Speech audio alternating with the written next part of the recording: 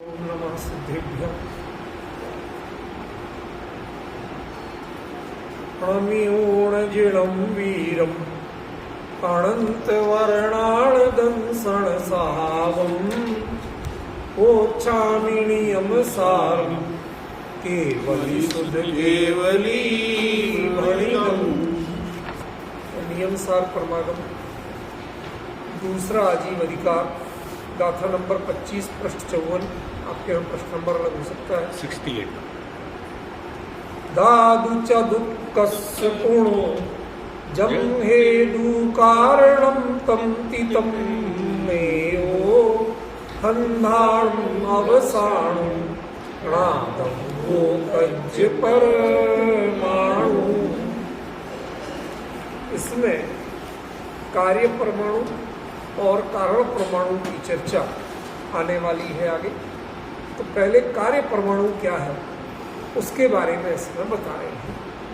इसके लिए मैंने एक दृष्टांत आपको दिया था पिछली बार, याद होगा कि जैसे नित्य निरोध और इतर निरोध, निरोध की स्थिति दोनों में एक ही, एक श्वास में 8-10 बार जन्म में मरे, उसमें कोई अंतर नहीं है, लेकिन फिर भी उनकी संज्ञा अलग अलग है और उसकी परिभाषा भी अलग अलग है। परिस्थिति एक है लेकिन परिभाषा भी क्यों भिन्न है। नित्य निरोध उन जीवों को कहते हैं जो कभी आज तक निरोध से निकले ही नहीं, और इतर निरोध उन जीवों को कहते हैं कि जो नित्य निरोध से निकल के त्रिपर्याय प्राप्त करके फिर लौट के निरोध पर्याय में जाते हैं।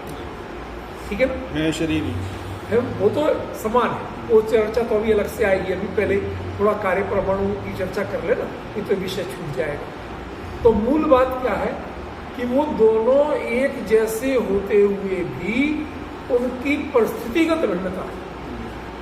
ऐसे ही कार्य परमाणु और कारण परमाणु में क्या परिस्थितिगत भिन्नता है कि जो कारण परमाणु है वो कभी स्कंद रूप परिणमित हुए ही नहीं।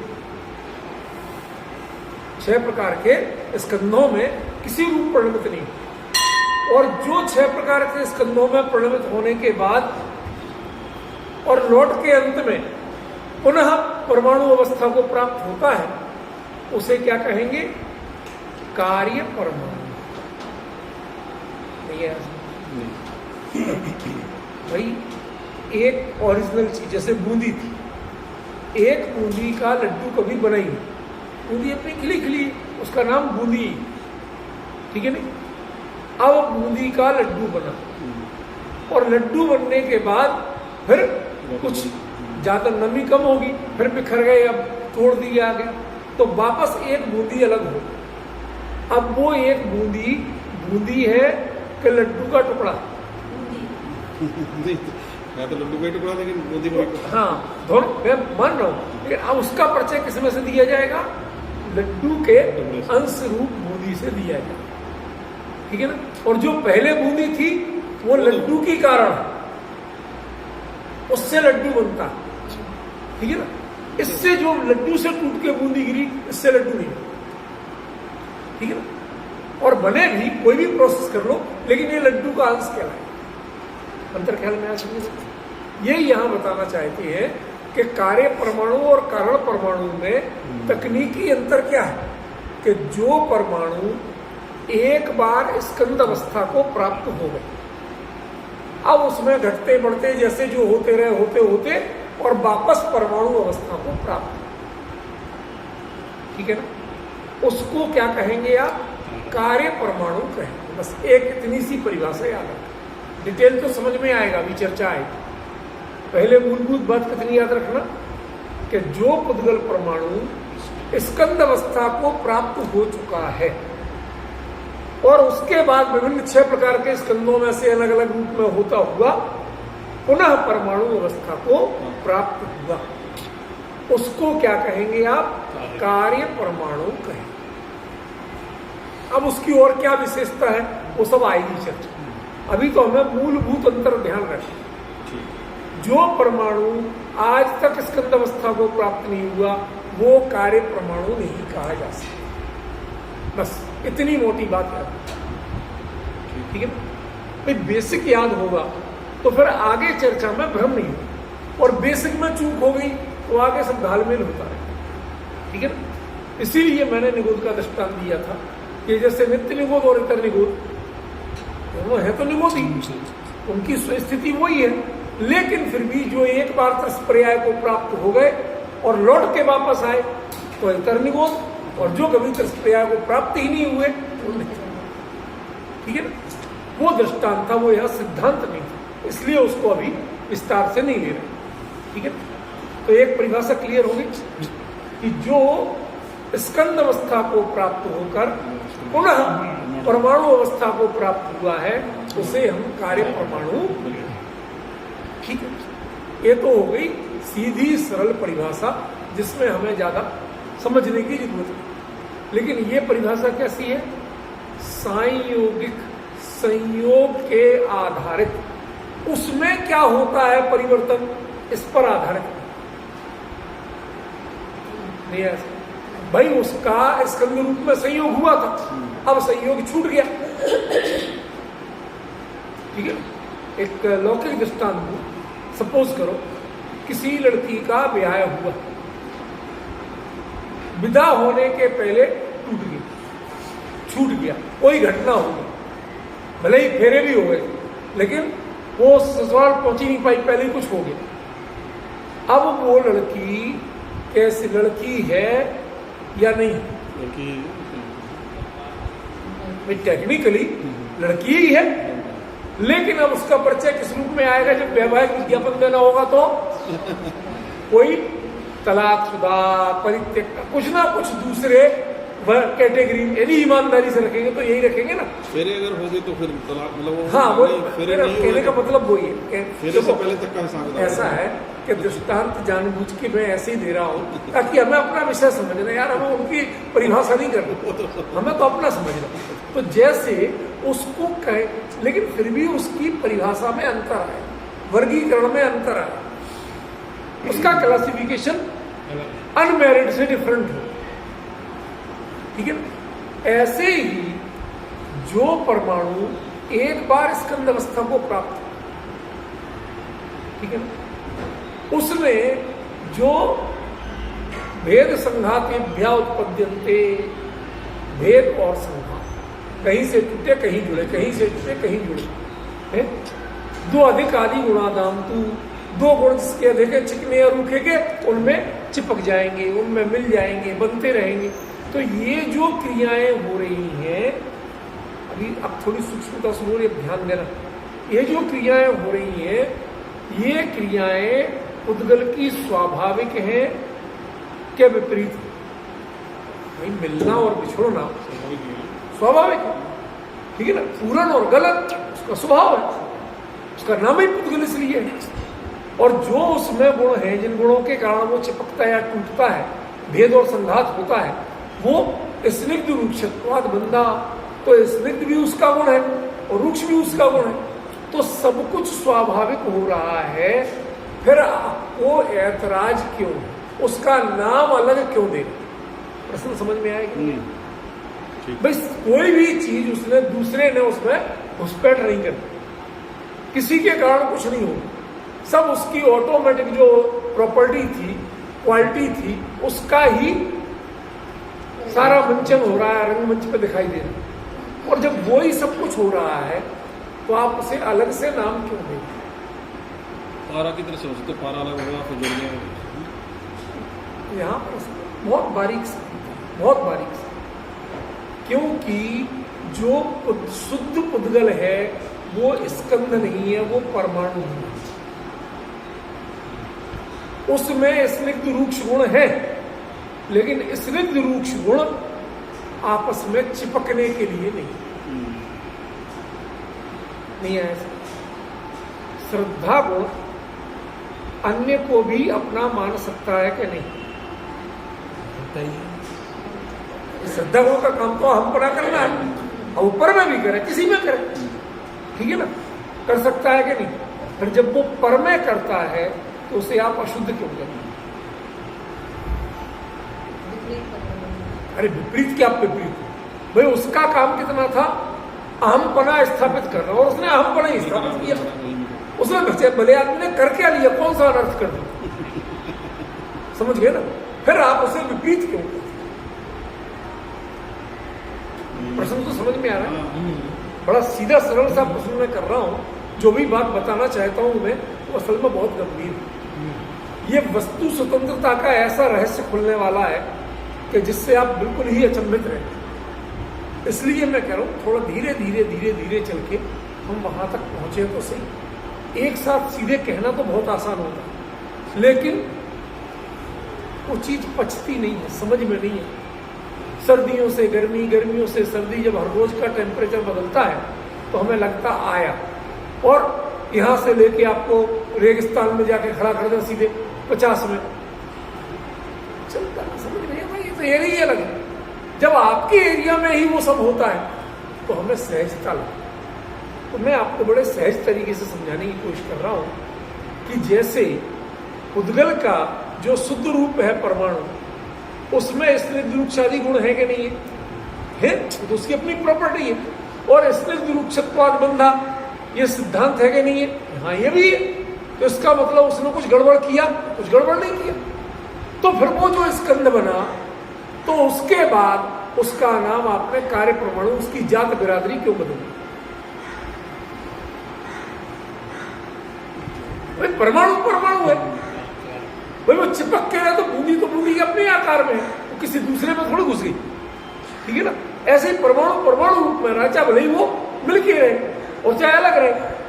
तो ऐसी क्या उनमें रासायनिक संरचना हो जाती है, भौतिक संरचना हो जाती, ऐसा क्या हो जाता जिसके कारण उनका नया नाम दिया जाता?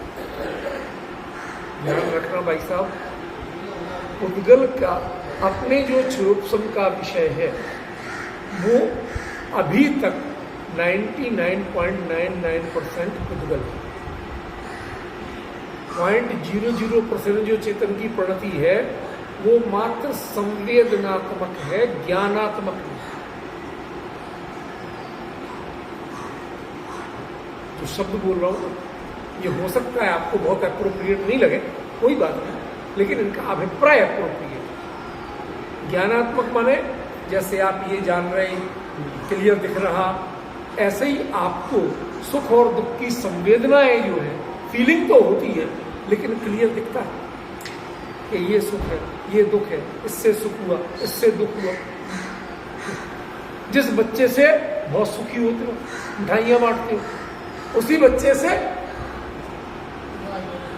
विवाद हो जाए, कुछ बात हो जाए, विपरीत चलने लगे, क्या चक्कर है ये? वो कौन किस रूप है? सुख रूप के दुख रूप? हर्ष का कारण है कि विषाद का? क्या डेफिनेशन दोगे आप?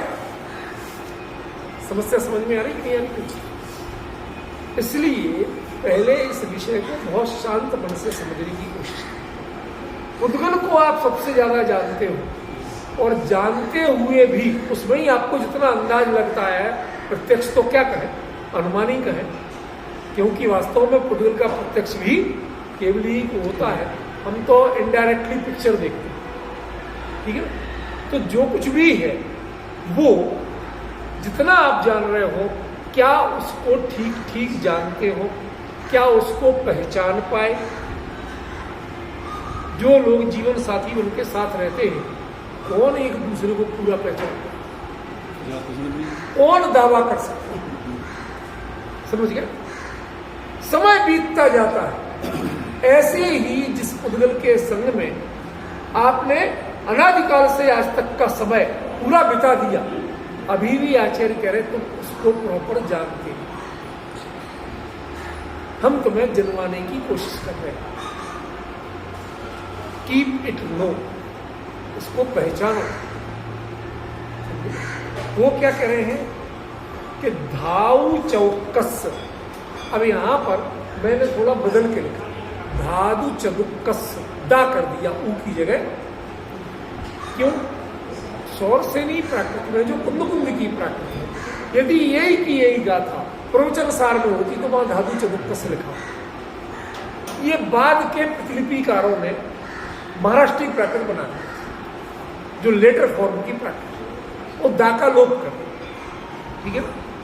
इसलिए उसमें उच्चारण में थोड़ी धाऊ चौकस थोड़ा, और धादु चौकस थोड़ा उच्चारण में आसान है। दूसरा अर्थ समझने में आसान। धातु धादु मिलता है, लेकिन धाऊ, अब इस समय एकदम आप कंफ्यूज हो सकते हैं कि ये धातु है या धाऊ है, दौड़ना है, ठीक है ना। ऐसे ही चतुक, चतुष्क, चार, ये शब्द ज्यादा समझ में आता है। वनस्पत चौक, अब होने को चौका चौका चलते ही है, वही है और कुछ नहीं, ठीक है ना। तो धातु चतुष्क, चार धातुएं पहले समझ लो। धातु किसे कह रहे हैं आचार्य? अभी तक आपने पुद्गल के बारे में जितना वर्णन पढ़ा होगा उसमें ये शब्द जिन शासन में और कहीं शायद ही पढ़ा। अमित भाई साहब सोच समझ के कह रहा हूं, नहीं हो तो ढूंढना, याद करना। पृथ्वी, जल, अग्नि और वायु, ये चार को धातु कहना, ये आपने प्रयोग कहीं जैन दर्शन में पढ़ा है क्या? तो ये होते हैं, ये तो आप जानते हैं, और इनका वर्णन आप पुद्गल में नहीं पढ़ते, इनका वर्णन आप जीव में पढ़ते, एक इंद्रिय में पढ़ते कि नहीं पढ़ते? पृथ्वी, पृथ्वी का है, पृथ्वी का एक पृथ्वी जीव, जल, जल का है, जल का एक जल जीव, अग्नि, अग्नि का है, अग्नि का एक अग्नि जीव। मैंने इनका जो वर्गीकरण पढ़ते हो वो आप किसमें पढ़ते हो? जबकि उसमें एक पार्ट पुद्गल ही होता है। जैसे पृथ्वी है तो वो पुद्गल है, जल है तो वो जल का है, जल का एक जल जीव, आगे दूसरी वर्गीकरण शुरू हो जाता है। लेकिन मूल में जो पहला पार्ट है वो पुद्गल है, वो जीव नहीं। समझ रहे ना? ऐसा होते हुए भी वो भेद आप किसके जानते हो? जीव के जानते हो, पुद्गल के नहीं जानते, ठीक है ना। यहां वो किस रूप में आ रहा है? पुद्गल। कमी कहां आ रही है, परिवर्तन कहां आ रहा है, ये पहचानना सीखो। यदि आप जिनवाणी में प्रॉपर पहचान करके निर्णय नहीं करते हैं, जैसे पहले कहते हैं ना खतौनी शब्द होता है, ये किस खाते में डालना, हिसाब तो तब मिलेगा, समझ गए? ये हुआ लेकिन डलेगा किस खाते में, ये तो बताओ। ऐसे ही इसको जो चार धातुएं हैं, इनको एक तो धातु क्यों कहा और इनको पुद्गल के खाते में यहां क्यों डाला? जबकि हमने अभी तक किस खाते में इनकी गिनती की है? जीव, एक इंद्रिय जीव, स्थावर जीव, इनमें इनकी गिनती। सच्ची बात। तो ऐसा होते हुए ये चेंज हुआ क्यों, ये मेरा प्रश्न है, ठीक है ना। तो एक तो धातु शब्द का अर्थ जानना, ठीक है ना, और अन्य मतियों में इसकी जगह पंच महाभूत आते, क्या बढ़ जाता है? आकाश। बढ़ता कि नहीं बढ़ता? वो कहते हैं शब्द गुणकम आकाशम, जो ये शब्द है ये आकाश का गुण। क्यों? भले आदमियों को शब्द पौधगलिक क्यों समझ में नहीं आता? हवा में तैरता हुआ था, समझ गया? यहां से बोलते मोबाइल से मेरे का तब सुनाई देता, तो आपको वो आकाश का गुण मान लिया उन्होंने। पकड़ में नहीं आया चीज तो ऐसी कह देते, हमें जो चीज समझ में नहीं आया उसे भूत प्रेत कह देते। पकड़ में आ जाए तो ठीक, नहीं आए तो अला भला कुछ भी कह दो। तो ऐसे ही उनको विचारों को पकड़ में नहीं है, जबकि हमारे यहां आकाश नाम का द्रव्य स्वतंत्र है, ठीक है ना। और जो शब्द है वो आकाश का फंक्शन नहीं है, वो किसका फंक्शन है? पुद्गल का। कहां लिखा? सद्दो बंधो सुहमो पूरो संठान भेद तम छाया उज्जो दानव सहिया ओगल दवस पाया। पहले ही पर्याय है शब्द। द्रव्य संग्रह में आपने पढ़ा होगा, लेकिन जब आचार्य ने लिखा है तो ये छोटी छोटी चीजों को जब आप याद रखेंगे ना तो आपको कई तरह के भ्रम निकलेंगे, ठीक है। हमारे यहां शब्द पौधगलिक है, तो इन चार में किस में जाए? ये चार में ही रखना पड़ेगा ना, पृथ्वी, जल, अग्नि, वायु, ये चार ही पौधगलिक हो सकते, पांचवा पौधगलिक। आकाश पौद्गलिक नहीं। आकाश अजीब है लेकिन पौद्गलिक नहीं। ठीक है, तो एक शब्द आ गया इसमें, धातु क्यों कहा और फिर इसे चार ही क्यों माना। चार का तो क्लियर कर दिया कि जो तुम पांचवा मानते हो वो है नहीं, वो हमारे यहां अजीब तो है लेकिन पौद्गलिक नहीं। और जो तुम शब्द उसका गुण मानते हो वो उसका गुण नहीं है, वो पुद्गल का गुण। हमारे पास विजन बहुत क्लियर है, आपके पास क्लियर नहीं है, तो आप जाओ। ठीक है, तो धातु चतुष्क हो गया। फिर कहते हैं जम हेतु, चार प्रकार की धातुओं का जो कारण है।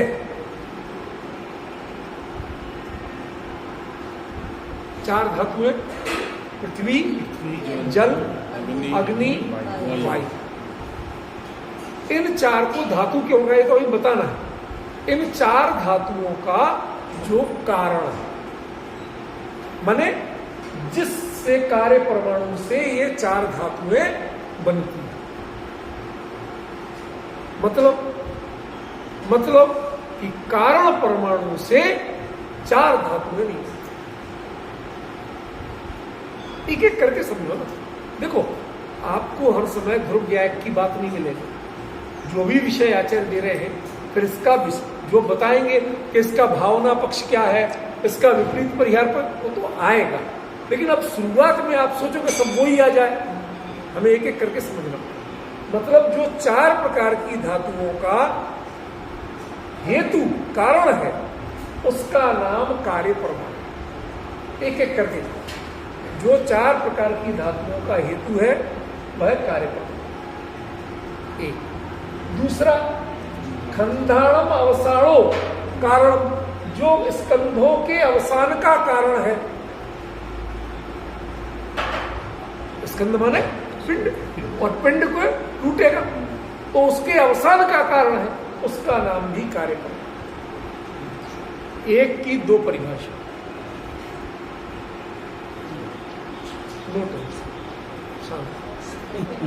नो टेंस, कोई कठिन नहीं है, दोनों की विवक्षा भिन्न भिन्न है। एक, चार प्रकार की धातुओं का जो कारण है, देखो हेतु और कारण दो शब्द दिए, ठीक है ना। तो वो कह रहे हैं ये जो है ये अलग लगेगा, ये अलग लगेगा, कि चार प्रकार की धातुओं का जो हेतु है उसको कार्य परमाणु जानो। एक, और दूसरी, खंडाणम अवसाणो कारणम, जो स्कंधों के अवसान का कारण है उसको भी कच्च परमाणु राधव, उसको भी कार्य परमाणु जानना चाहिए। पूर्णों का कारण है, पूर्णों। अब ये गुणों तो पिछली गाथा से इसकी भिन्नता, चार गाथाएं जो थी वो थी स्कंधों की।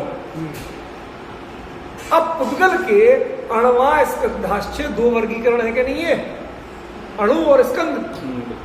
तो स्कंध की बात कर ली, गुणों माने, और अब मैं परमाणु की बात शुरू कर रहा हूं। तो कितना सरल है, कोई कठिनाई इसमें नहीं है। लेकिन हमें आचार्य की गाथाओं को व्यवस्थित समझने की आदत है। इतनी विचित्र आदत डालना कि सब नीचे पढ़ो, नीचे वो उस क्रम से बात बताई नहीं जाती।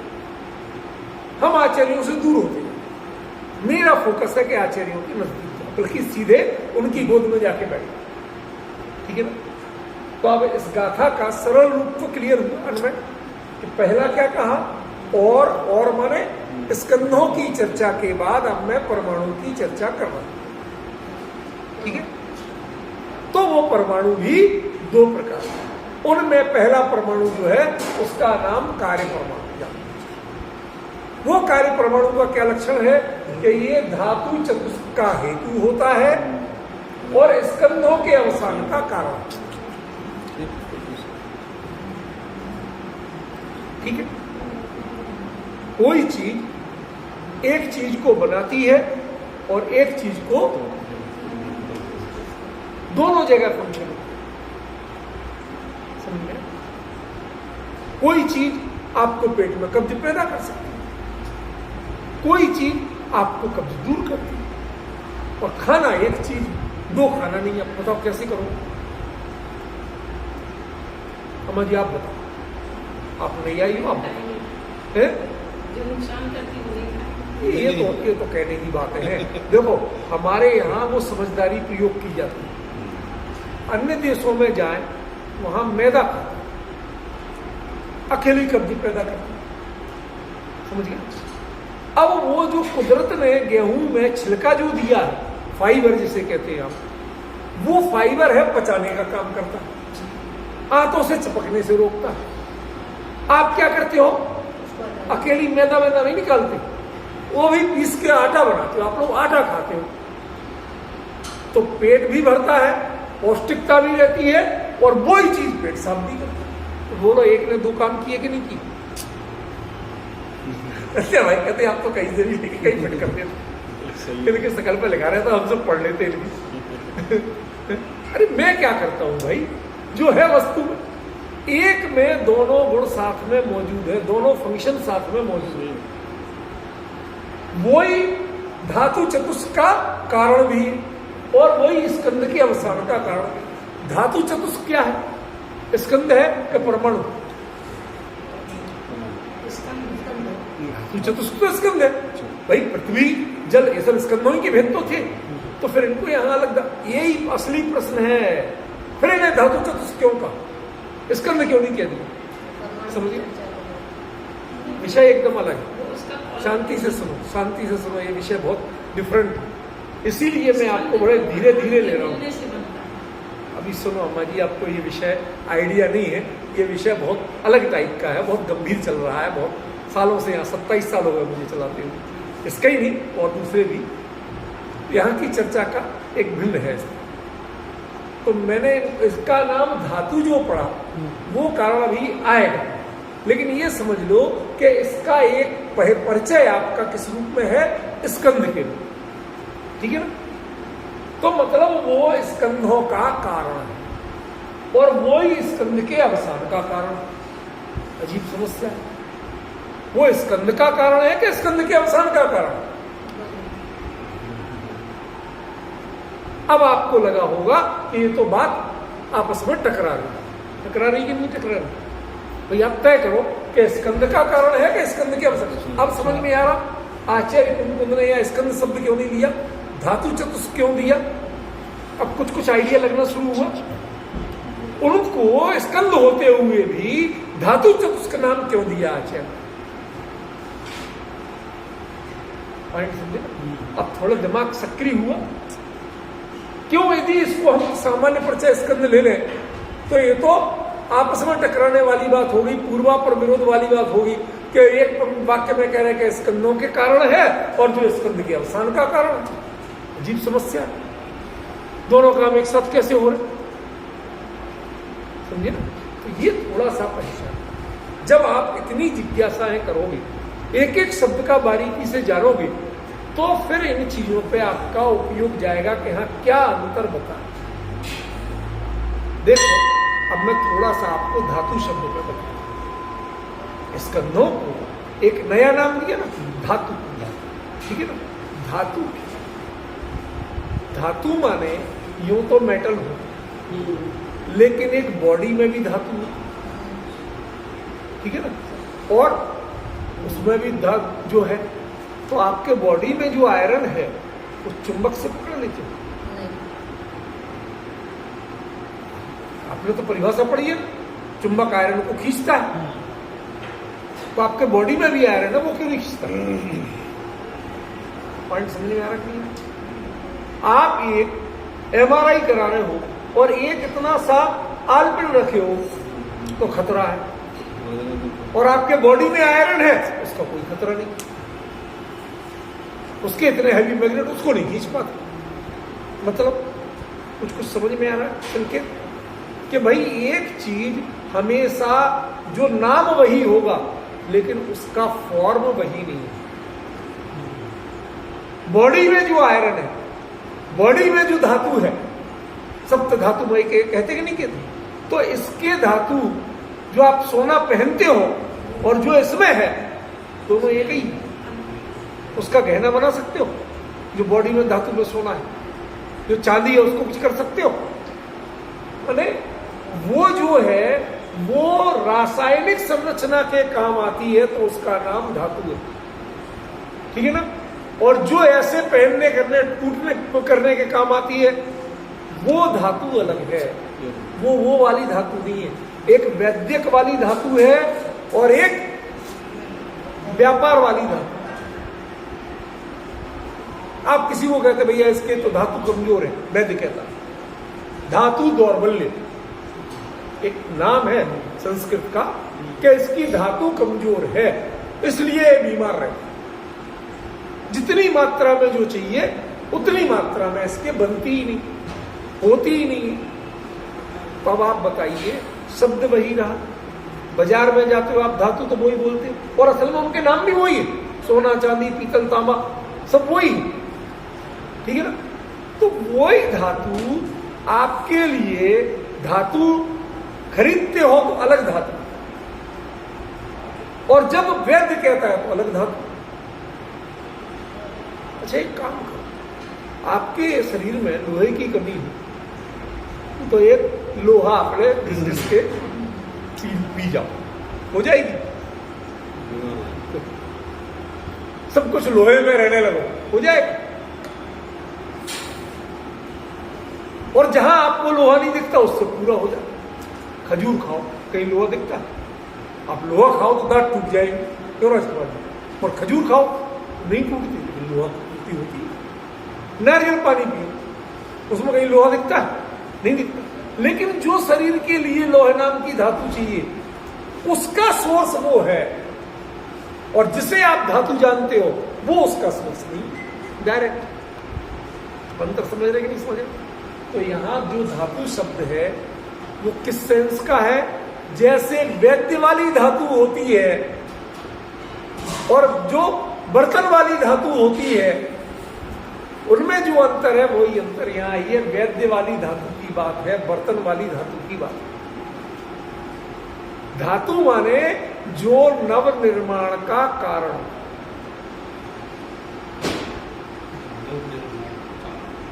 संस्कृत में भी क्रिया को धातु कहते हैं, सुना हो, पढ़ा है इतना तो। कौन सी धातु है? धातु क्यों? उससे ही शब्द का निर्माण हो। यदि वो नहीं हो तो निर्माण।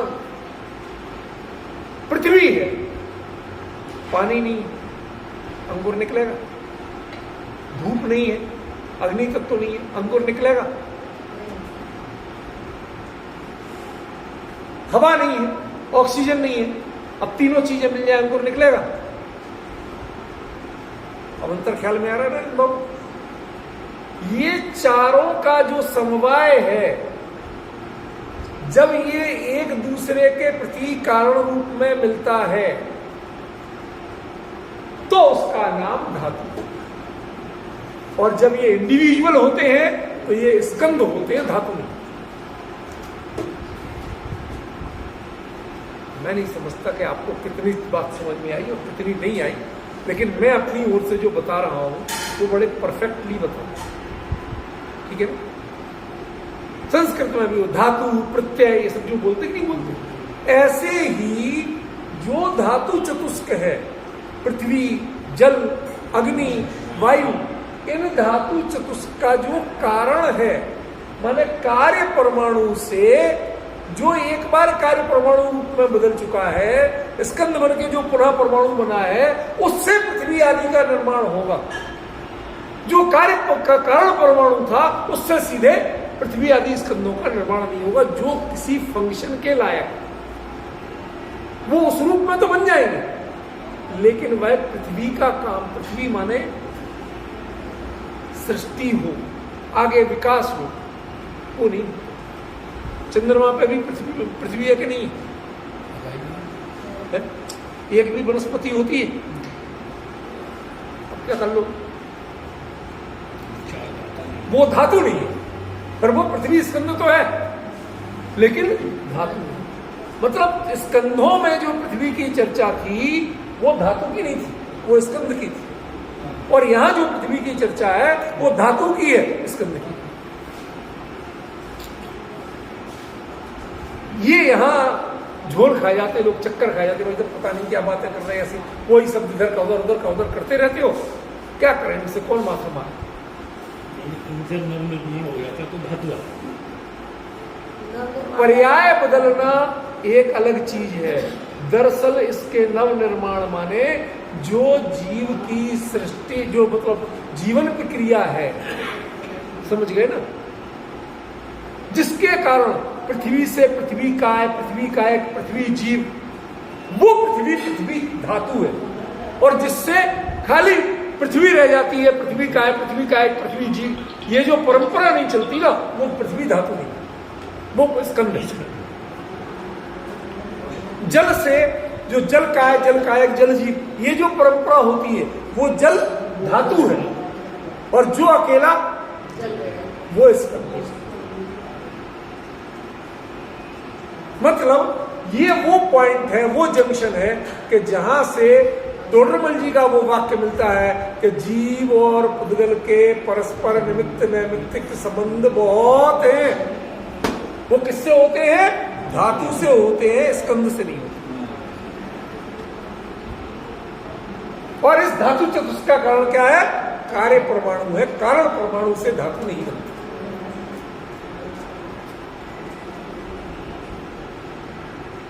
आप लोग साइंस के व्यक्ति हो, सभी समझदार हो।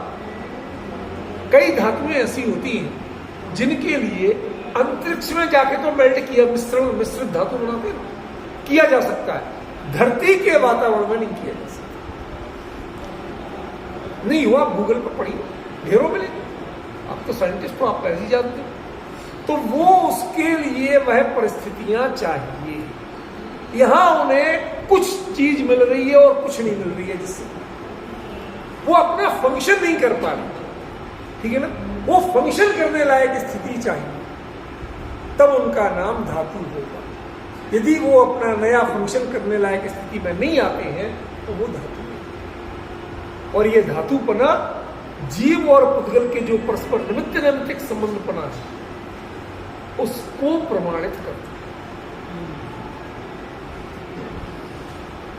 समझ रहे? समझे भाई? ये एक ऐसा विषय दे रहे हैं कुलकुंदाचार्य, ऐसा संकेत कर रहे हैं कि जिसके बारे में जो एक द्रव्य दूसरे द्रव्य का करता नहीं है, वो पढ़ने वाले कभी समझ नहीं सकते, कभी समझ में नहीं आएगा कह क्या रहे हैं।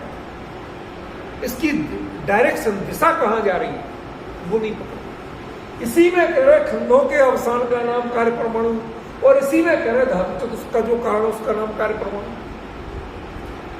अब वो यदि हम दोनों को स्कंद लेंगे तो वो स्कंद के अवसान का कारण है कि स्कंद बनने का कारण? पृथ्वी आदि भी तो स्कंद है, तो वो स्कंदों का कारण है कि स्कंदों के अवसान का कारण? एक ही गाथा में बिल्कुल विपरीत बात आ गई कि नहीं आ? इसलिए आप सोचिए, नीचे लिखने वाले कई बार, अब 4 धातु ही शब्द ने दिया, ठीक है, नहीं तो कहते थे 4 प्रकार के स्कंद, कुछ भी लिख देते। कुंद कुंद जब शब्द का प्रयोग करते हैं तो कितनी सावधानी से करते हैं, अब आपको पकड़ में आ रहा। यदि इन चारों को स्कंद कह देते, पृथ्वी जल अग्नि वायु, इनको स्कंद कह देते, तो ये गाथा बनती ही, ये अभिप्राय आता ही नहीं। क्यों? क्योंकि वो स्कंद का कारण कहे कि स्कंद के अवसान का कारण, इससे ही स्कंद का अवसान होता है, और इससे ही धातु चतुष्क का निर्माण। You know about the volcano, ज्वालामुखी, ये विनाश के बहुत बड़े कारण माने गए। लेकिन कई लोग जो भूगर्भ विज्ञानी हैं, किसान, जहां के उनको बंजर बेकार जगह किसी काम की नहीं हो, कहते भाई यहां ज्वालामुखी फूट जाए तो मजा आए। ये सही है कि वहां आसपास जहां जहां तक जाएगा उसका अलावा हजारों लाखों जीव मारे जाएंगे, वनस्पतियां जल जाएंगी, जो लोग रहते हैं वो नष्ट हो जाएंगे, घर परिवार नष्ट हो जाएंगे, बड़ा नुकसान है। लेकिन जो लावा में जो तत्व निकल के आते हैं, जो मिट्टी और खनिज निकल के आते हैं, उसके बाद विश्व की सबसे महंगी खेतियां वहीं होती हैं। अब बताओ वो ज्वालामुखी का लावा निर्माण का कारण है कि विनाश का? आज आप चक्कर में डाल रहे हैं। चक्कर में तो आप पड़ रहे हो, हम तो कुछ नहीं डाल रहे। भाई उसके ताप से आप विनाश कहते हो, उसके बोझ से विनाश कहते हो। यदि ताप और बोझ नहीं हो और वही मिट्टी अकेली वही तत्व निकाल के डाल दो तो आप खाद में और क्या डालते हो? वही तो डालते हो। लावा को कोई अच्छा कहेगा? मैं कह रहा हूं विश्व के कई देशों में किसान तक इंतजार करते हैं। भाई कहीं ज्वालामुखी, भाई साहब यहाँ की बात में सरकार, भाई साहब यहाँ जगह चाहिए थोड़ी सी, किस दिशा में फैल रहा उस दिशा तक। क्यों? अंगूर आदि जो लाल अंगूर वगैरह इनकी जो खेती होती है सबसे बेहतरीन वहां होती है, क्योंकि जो तत्व चाहिए वो उस लावा बनते ही उनसे वो आते हैं सारे उसे। समझे भाई डिफरेंस? समझ रहे ना? तो पहले हमें संसार की जो स्थिति है, उद्गल की भी जो स्थिति है, अजीब की जो स्थिति है, उसको भी तो पहचानना पड़ेगा। उसकी वास्तविकता क्या है अब समझ में आ रहा है कि आचार्य ने मंगलाचरण में केवली शुद्ध केवली वर्णन दोनों दो चीजें क्यों बनाई? अकेले शुद्ध केवली वर्णन, समय सार की चर्चा शुद्ध केवली के आधार पर की जा सकती है। अब प्रतिबुद्ध से प्रतिबुद्ध बनने की चर्चा समय शुद्ध केवली के आधार पर हो सकती है, लेकिन अजीव का पूरा वर्णन करना, उद्गल का पूरा वर्णन करना ये केवली की साक्षी के बिना संभव नहीं है।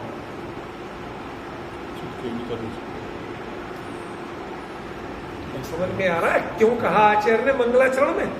एक जरा सी बारीक, इसका मतलब है कि नियम सार का जो विषय है, जो गाथा है, मूल गाथा है, टीका वगैरह की बात नहीं कर रहा, जो मूल गाथा है उनमें वो तत्व निहित है कि जिनमें कुछ की प्रामाणिकता, कुछ की जानकारी आपको श्रुत केवली के आधार पर करना पड़ेगी, कुछ को केवली के आधार पर करना पड़ेगी, आपके क्षुद्र शोधम से जिसका निर्णय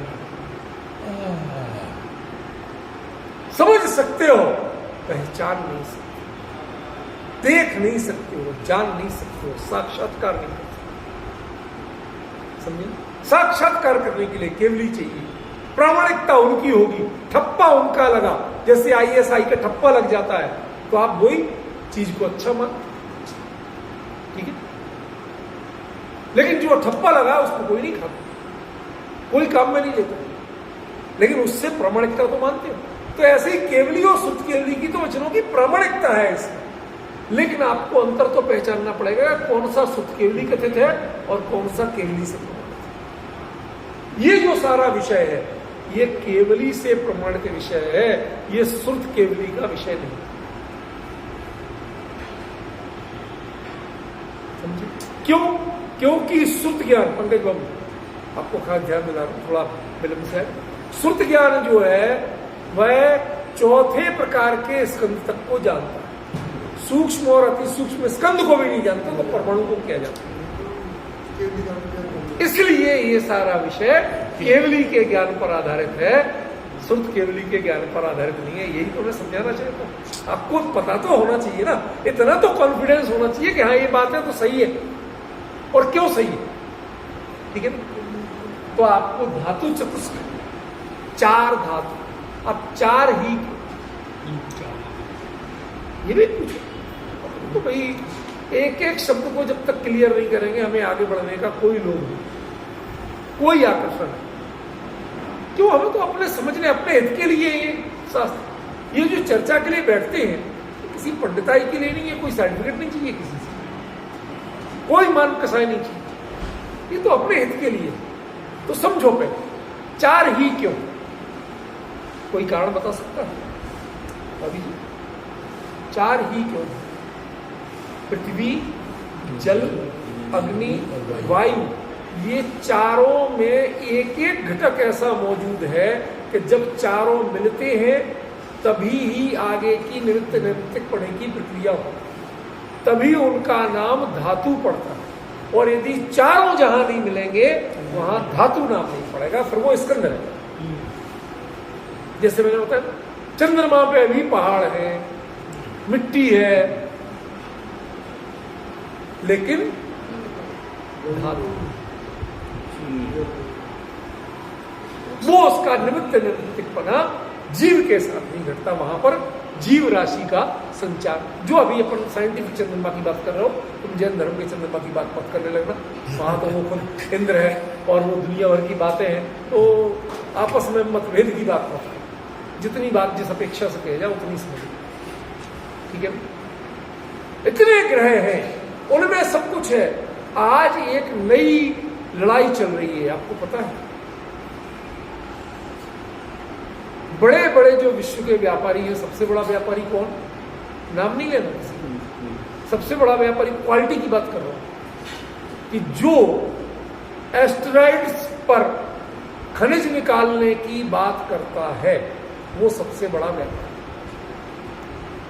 क्यों? धरती पर जो खनिज नाम मात्र मौजूद हैं और जिनकी कीमत दिए नहीं दिए जा रही है, वो वहां पर भरे पड़े, लगभग उन्हीं के बने। तो वो एस्टेरॉइड्स पर अपने यान भेजो और उनसे वो खनिज का दोहन करो, निकालो, और वो लाके यहां पर कहते अब तुम जितने अमीर बनोगे वो और कैसे।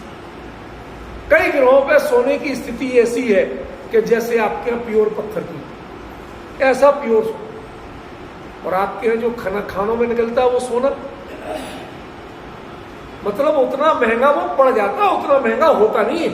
उसको जब प्यूरिफाइड करते ना, छान छान के निकालते हैं उस स्थिति तक, जितनी मेहनत होती है, जितने केमिकल्स लग जाते हैं, प्रोसेस होती है, उसके बाद वो ऑटोमेटिक उतना महंगा होता है। और वहां वो प्यूरिफाइड रूप में मौजूद है। तो बताओ कितना सस्ता पड़ेगा वो सोना। अंतर समझ रहे?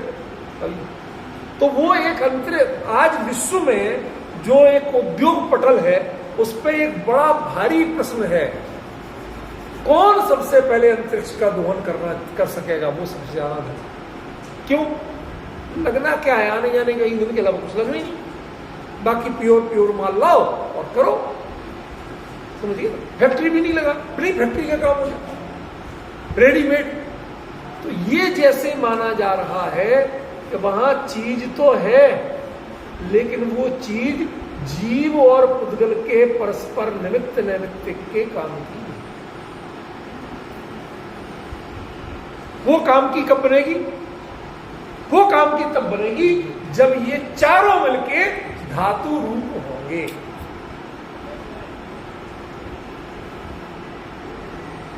सुनना भाई, अभी तेरे को द्वारा पूरा नहीं सुना सकता, ये धातु का बहुत चल चुका, ठीक है ना।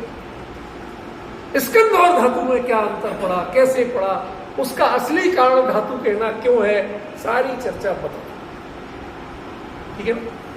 तो ये चार ही है, इनमें से एक पक्ष भी कम पड़ जाए तो उसका नाम धातु। बर्तन की दुकान पे धातु होगा, लेकिन शरीर की प्रक्रिया में धातु, समझ गए। ऐसे ही जीव और पुद्गल के जो परस्पर नैमित्तिक संबंध बहुत कहे गए, उस प्रक्रिया में धातु नाम कब पड़ेगा कि जब वो चारों होंगे। वो चारों कौन? पृथ्वी, जल, अग्नि, वायु, ठीक है ना। वो चारों परस्पर कारण बने के मोड में हो। काम भी तो वैसे आना चाहिए। मैं एक बात पूछूं, गन्ना मीठा होता है कि नहीं? चीनी गन्ने से बनती है। तो एक काम करना कि चाय में गन्ना डाल के घोल के पीते, वो चीनी ही डलेगी भाई। अब जो आप समझ रहे हो, उसका रस भी डालोगे तो अभी चाय नहीं बनेगी। क्यों? उस रस में अन्य केमिकल्स मौजूद हैं, वो प्यूरिफाइड चीनी है। मान रहे कि नहीं? तो ये जो आप क्रिस्टल चीनी है, ये कहने की चीनी तो है, लेकिन ये चीनी का दाना बोके आप एक गन्ना पैदा नहीं कर सकते। और जो उसमें चीनी है, उसमें पृथ्वी, जल, अग्नि, वायु, धातु चतुष्क है, उससे नया गन्ना पैदा वो बोया जा सकता। चीनी का दाना बोके आप चीनी पैदा नहीं कर सकते। अब डिफरेंस ख्याल में है? क्या धातु है और क्या स्कंद है? कुछ अनुमान लगना शुरू हुआ। निर्माण का कारण लेकिन निर्माण क्या? पौद्गलिक निर्माण नहीं है केवल।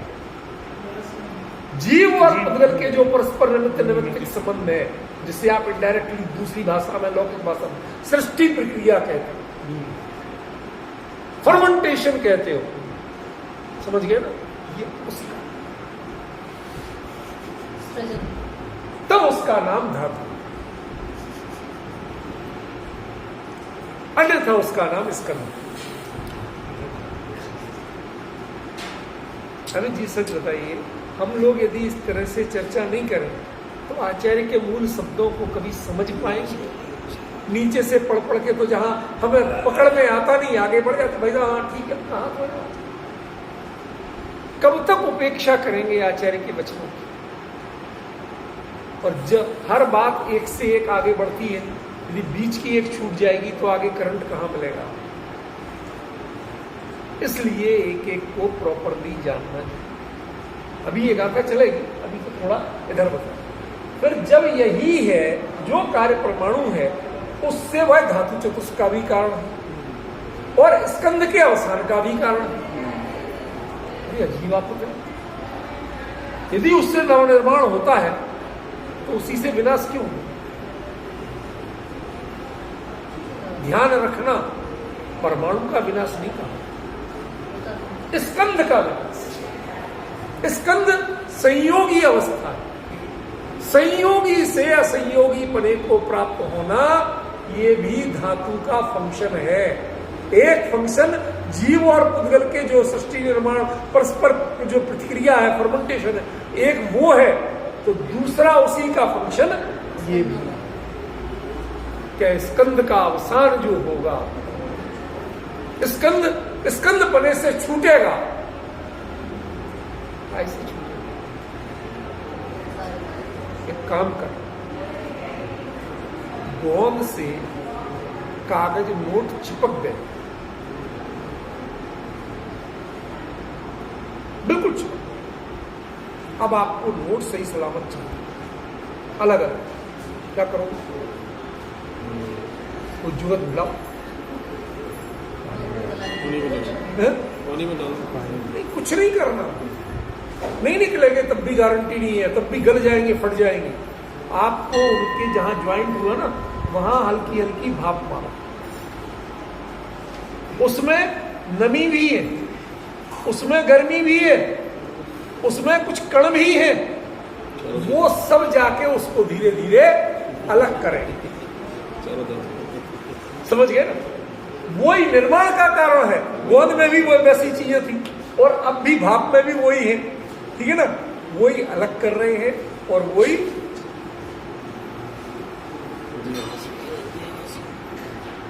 समझ रहे? बहुत बारीकियां हैं ये, जिससे निर्माण कह रहे हो उसी से विघटन कह रहे हैं। भिन्न भिन्न स्थितियां हैं। मैंने इसीलिए आपको पहले एग्जांपल बड़ा सटीक दिया था। आप गेहूं का आटा खाते हो, वो गेहूं का मैदा खाते हैं, वो खाली स्वाद और मिठास, वाइटनेस देखते हैं, और हम इससे पाचकपना भी देखते हैं। इनपुट तो करोगे, आउटपुट कैसे करोगे? आउटपुट के लिए फिर तुम दवाइयां खाओगे, केमिकल्स खाओगे, एनिमा लगवाओगे, क्या क्या करोगे? हमारा तो वो भोजन भी है और वही औषधि भी। समझिए, ऐसे ही जो कार्य परमाणु है वह जब इस रूप में परिणमता है, धातु चतुष्क के रूप में, तो उसका कारण है, और वही स्कंद के अवसान का भी कारण। भाई साहब, जो परमाणु सिद्धांत है ना इनका, परमाणु ऊर्जा का, उसका पूरा रहस्य लिखा हुआ है। आज तो हमने वो नहीं लिया, अगले में पूरा परमाणु सिद्धांत आपके सामने खोल के रखूंगा। जो एटॉमिक एनर्जी है ना, वो सब लिखी हुई है। हमें थोड़ा सा पहचानने का अभ्यास है। हम केवली की स्तुति तो करते हैं, चाहे भक्तामर में करें चाहे किसी में करें, स्तुति तो करते हैं, लेकिन केवली के कैवल्य को नहीं पहचानते, उनके ज्ञान की गरिमा को नहीं पहचानते। उसके लिए खाली हमने हाथ जोड़ना जी नहीं, आप थोड़ा जानो भी, समझो भी। स्वाध्याय करोगे तो समझ में आएगा, अकेली जय जयकार करोगे और हाथ जोड़ोगे तो भक्ति तो होगी, अकल नहीं आएगी। का बहुमान भी आएगा। असली बहुमान तो तभी है जब समझोगे, ठीक है ना। तो ये वो चीजें हैं, चाहे आदिनाथ केवली हो चाहे महावीर केवली हो, केवली ने क्या बताया वो केवली भणिगम चल रहा है, उनकी नजर से पहचानो वो जैन शासन कहता क्या, तो हमें वास्तविक बहुमान आएगा, तब हम इसका मर्म समझ पाएंगे। आज की इनका पाठ भी है और हम उसमें कोई 1 मिनट का भी विघ्न